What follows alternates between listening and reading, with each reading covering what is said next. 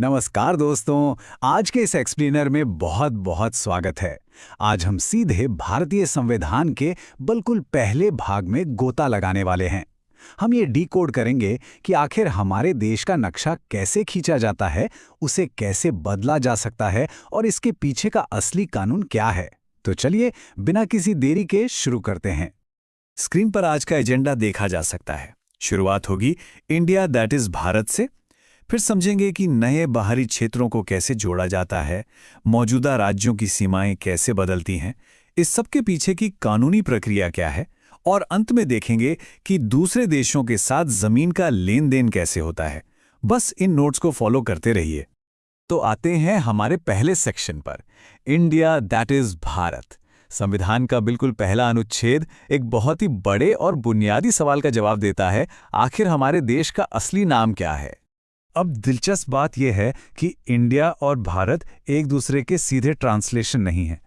हाल ही में G20 के दौरान प्रेसिडेंट ऑफ भारत वाले निमंत्रण पत्र पर काफी गर्मागर्म बहस हुई थी, है ना? लेकिन ऐतिहासिक रूप से देखा जाए तो संविधान सभा ने इस डिबेट को बहुत पहले ही सुलझा लिया था। काफी लंबी बहस के बाद उन्होंने जानबूझकर जो लाइन चुनी वो थी इंडिया दैट इज भारत, और हिंदी में भारत अर्थात इंडिया। ये दोनों ही नाम हमारे राष्ट्र की पहचान है।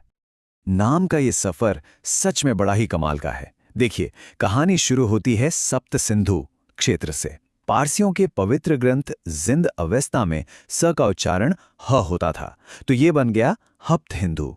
फिर जब ग्रीक लोग आए तो उन्होंने इसे इंडस या इंडिया कहना शुरू किया, और आगे चलकर मुगलों ने इसे हिंदुस्तान का नाम दिया। 1947 में जब आज़ादी मिली तो पंडित नेहरू ने इंडिया नाम को बनाए रखने का एक बहुत ही स्ट्रेटेजिक डिसीजन लिया। क्यों? क्योंकि सदियों के व्यापार के कारण ग्लोबल लेवल पर इंडिया नाम की एक बहुत बड़ी ब्रांड वैल्यू बन चुकी थी। इसी पहले अनुच्छेद में एक और बहुत ही क्रूशियल बात कही गई है।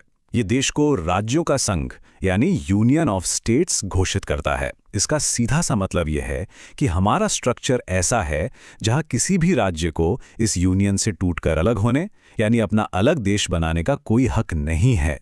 ये चीज हमारे राष्ट्र की पूर्ण संप्रभुता और अखंडता को पक्का करती है। अब कागज पर यह व्यवस्था बड़ी ही दिलचस्प है। अनुच्छेद 1 सिर्फ राज्यों का नाम नहीं लेता, बल्कि ये अनुसूची 1 यानी शेड्यूल 1 की तरफ इशारा करता है। अभी इसमें 28 राज्य और 8 केंद्र शासित प्रदेश हैं। लेकिन स्क्रीन पर लिखे नोट्स में जो सबसे अहम बात है वो ये है कि इसमें भविष्य के लिए अर्जित क्षेत्रों यानी एक्वायर्ड एरियाज के लिए भी एक खाली जगह छोड़ी गई है। मतलब फ्यूचर प्लानिंग पहले से थी।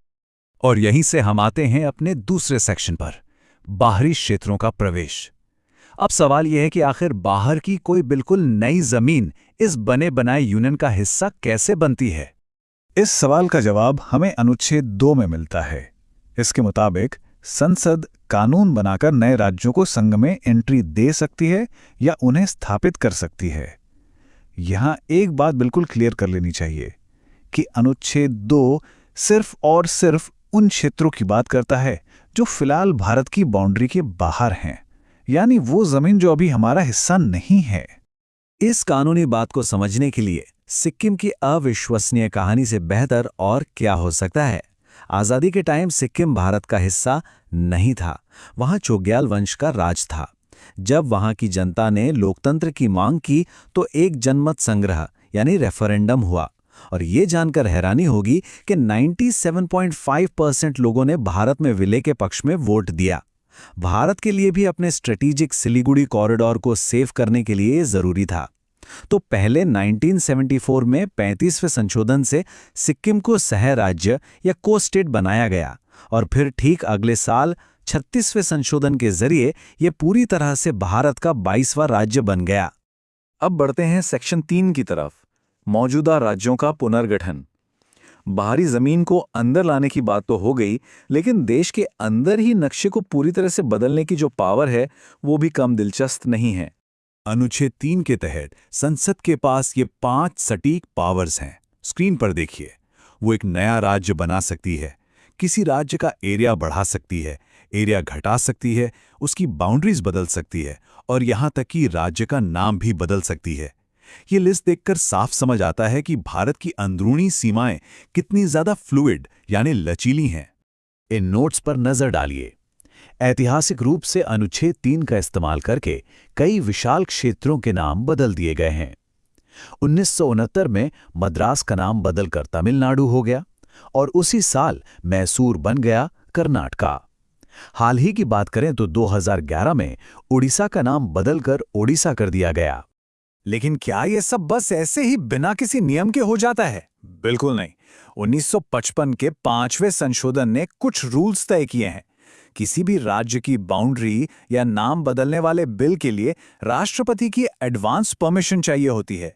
इसके अलावा उस राज्य की विधानसभा से उनकी राय भी मांगी जाती है। लेकिन यहाँ एक बहुत बड़ा कैच है। राज्य की वो राय संसद पर बिल्कुल भी बाइंडिंग यानी बाध्यकारी नहीं होती। संसद चाहे तो कानूनी रूप से राज्य की राय को पूरी तरह इग्नोर कर सकती है। तो चलिए अब आते हैं सेक्शन 4 पर, द लीगल मैकेनिक्स। आइए समझते हैं कि वो कौन सा आश्चर्यजनक रूप से सरल कानूनी तरीका है जो इतने बड़े बड़े बदलावों को पॉसिबल बनाता है। इस पूरी सिचुएशन को एक बहुत ही मशहूर और सटीक लाइन में समेटा जा सकता है। भारत विनाशी राज्यों का एक अविनाशी संघ है। इंग्लिश में कहें तो indestructible union of destructible states. ये एक लाइन उस बेहिसाब पावर को बयान करती है जो केंद्र सरकार के पास राज्यों के नक्शे को लेकर है। संघ कभी टूट नहीं सकता, लेकिन राज्यों की सीमाएं मिटाई या बदली जा सकती हैं। और ये सब करना इतना आसान क्यों है? इसका राज छुपा है अनुच्छेद 4 में। ये आर्टिकल एकदम क्लियर करता है कि अनुच्छेद 2 और 3 के तहत होने वाले बदलावों को अनुच्छेद 368 वाले भारी भरकम संविधान संशोधन की कैटेगरी में नहीं रखा जाएगा। आसान भाषा में कहें तो इसके लिए किसी स्पेशल या बहुत बड़े मेजॉरिटी नंबर की जरूरत नहीं है। संसद में सिर्फ एक सिंपल मेजॉरिटी यानी साधारण बहुमत ही काफी है। और जब भी बाउंड्री में कोई बदलाव होता है तो उसका एक बड़ा रिपल इफेक्ट देखने को मिलता है। जैसे ही किसी राज्य की सीमा या नाम बदलता है, संविधान की 2 अनुसूचियां अपने आप अपडेट हो जाती हैं। पहली है अनुसूची 1 जो राज्यों के नामों की मास्टर लिस्ट है, और दूसरी है अनुसूची 4 जो हमारी राज्यसभा में पॉपुलेशन के हिसाब से सीटों के बंटवारे को तय करती है।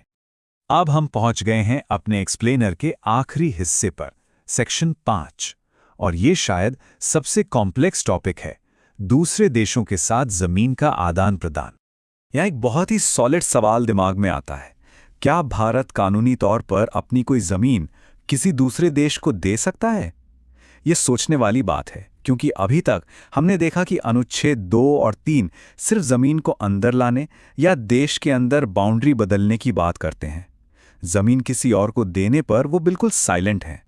इस रहस्य का जवाब हमें स्क्रीन पर दिख रहे इस नंबर से मिलता है, 100। बेरूबोड़ी केस से ये बात एकदम साफ हो गई थी कि अपना कोई हिस्सा किसी और देश को देने के लिए वो सिंपल मेजॉरिटी वाला फॉर्मूला काम नहीं करेगा। इसके लिए बाकायदा एक प्रॉपर संविधान संशोधन की जरूरत होगी। और ठीक यही हुआ साल 2015 में, ऐतिहासिक 100वें संविधान संशोधन के जरिए। इस 2015 के ऐतिहासिक संशोधन ने भारत और बांग्लादेश के बीच सालों से लटके हुए 3 बीघा कॉरिडोर विवाद को हमेशा के लिए सुलझा दिया। इसमें हुआ क्या? दोनों देशों ने अपने अपने एनक्लेव्स की अदला बदली की। स्क्रीन के डेटा पर गौर करें।